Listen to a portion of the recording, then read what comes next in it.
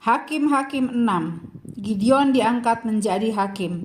Tetapi orang Israel melakukan apa yang jahat di mata Tuhan. Sebab itu Tuhan menyerahkan mereka ke dalam tangan orang Midian 7 tahun lamanya. Dan selama itu orang Midian berkuasa atas orang Israel. Karena takutnya kepada orang Midian itu, maka orang Israel membuat tempat-tempat perlindungan di pegunungan, yakni di gua-gua dan kubu-kubu. Setiap kali orang Israel selesai menabur, datanglah orang Midian, orang Amalek, dan orang-orang dari sebelah timur, lalu maju mendatangi mereka. Berkemahlah orang-orang itu di daerah mereka, dan memusnahkan hasil tanah itu sampai ke dekat Gaza, dan tidak meninggalkan bahan makanan apapun di Israel, juga domba atau lembu atau keledai pun tidak. Sebab orang-orang itu datang maju dengan ternaknya dan kemahnya, dan datangnya itu berbanyak-banyak seperti belalang. Orang-orang dan unta-untanya tidak terhitung banyaknya, sekaliannya datang ke negeri itu untuk memusnahkannya, sehingga orang Israel menjadi sangat melarat oleh perbuatan orang Midian itu.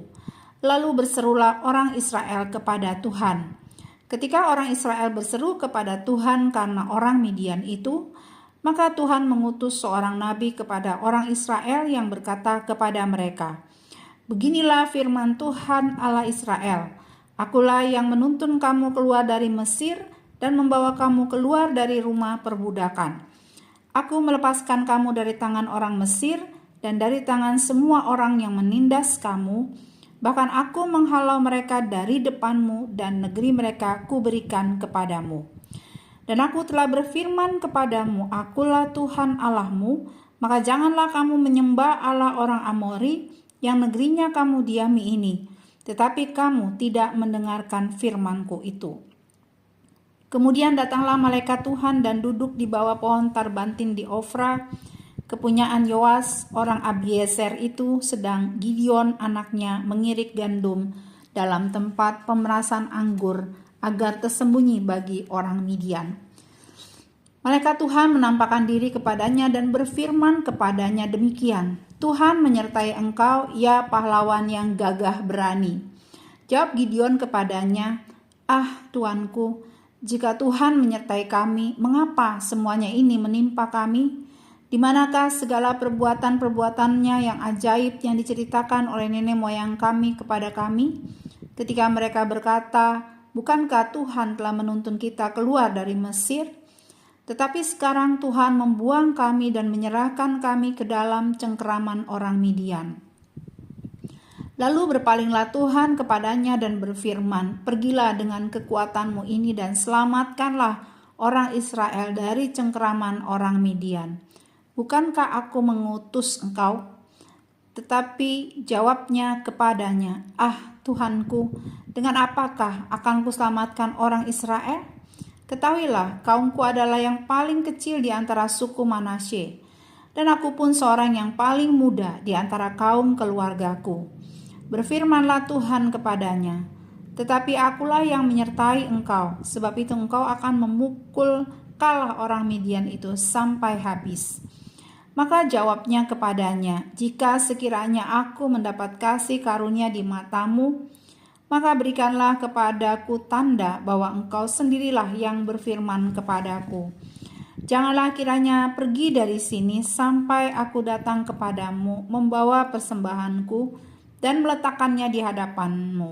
Firman-Nya, aku akan tinggal sampai engkau kembali." Masuklah Gideon ke dalam lalu mengolah seekor anak kambing dan roti yang tidak beragi dari seeva tepung.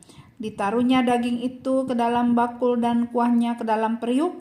Dibawanya itu kepadanya ke bawah pohon tarbantin, lalu disuguhkannya. Berfirmanlah malaikat Allah kepadanya, "Ambillah daging dan roti yang tidak beragi itu, letakkanlah ke atas batu ini dan curahkanlah kuahnya."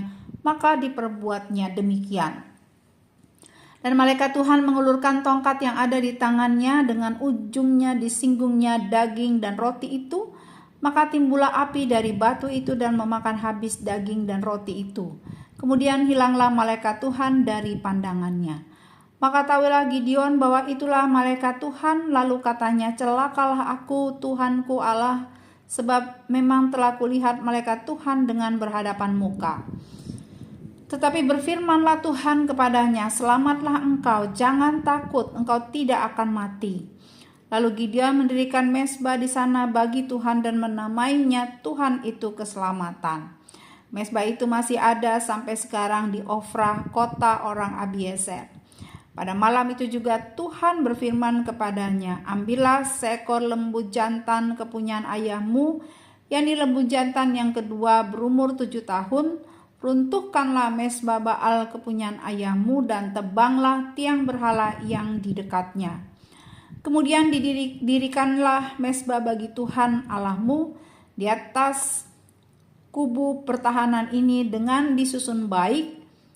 Lalu ambillah lembu jantan yang kedua dan persembahkanlah korban bakaran dengan kayu tiang berhala yang akan kau tebang itu. Kemudian Gideon membawa 10 orang hambanya dan diperbuatnyalah seperti yang difirmankan Tuhan kepadanya. Tetapi karena ia takut kepada kaum keluarganya dan kepada orang-orang kota itu untuk melakukan hal itu pada waktu siang, maka dilakukannya pada waktu malam. Ketika orang-orang kota itu bangun pagi-pagi, tampaklah telah dirobohkan mezbah Baal itu, telah ditebang tiang berhala yang di dekatnya dan telah dikorbankan lembu jantan yang kedua di atas mezbah yang didirikan itu. Berkatalah seorang kepada yang lain, siapakah yang melakukan hal itu?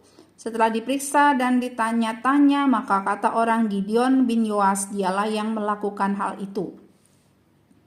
Sesudah itu berkatalah orang-orang kota itu kepada Yoas, bawalah anakmu itu keluar, dia harus mati, karena ia telah merobohkan mezbah Baal dan karena ia telah menebang tiang berhala yang di dekatnya. Tetapi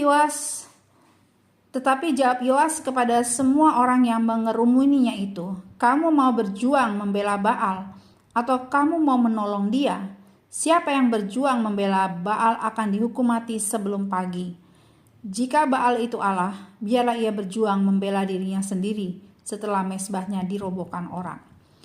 Dan pada hari itu diberikan oranglah nama Yerubbaal kepada Gideon, karena kata orang, biarlah Baal berjuang dengan dia setelah dirobohkannya mezbahnya itu.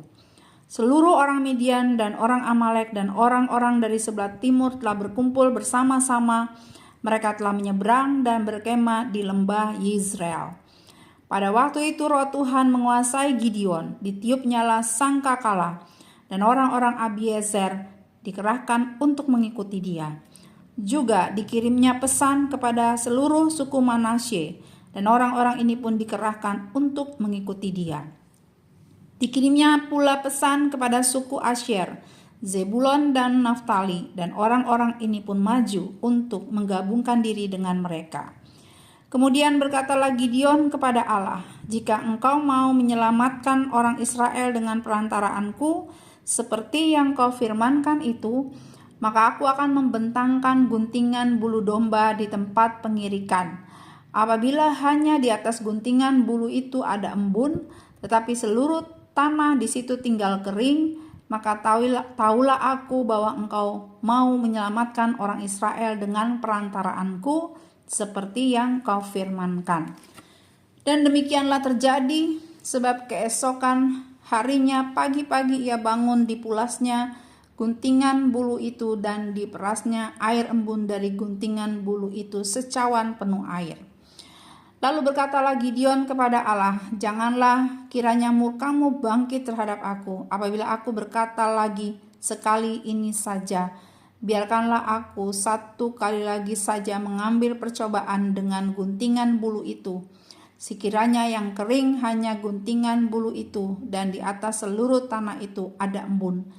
Dan demikianlah diperbuat Allah pada malam itu, sebab hanya guntingan bulu itu yang kering, dan di atas seluruh tanah itu ada embun.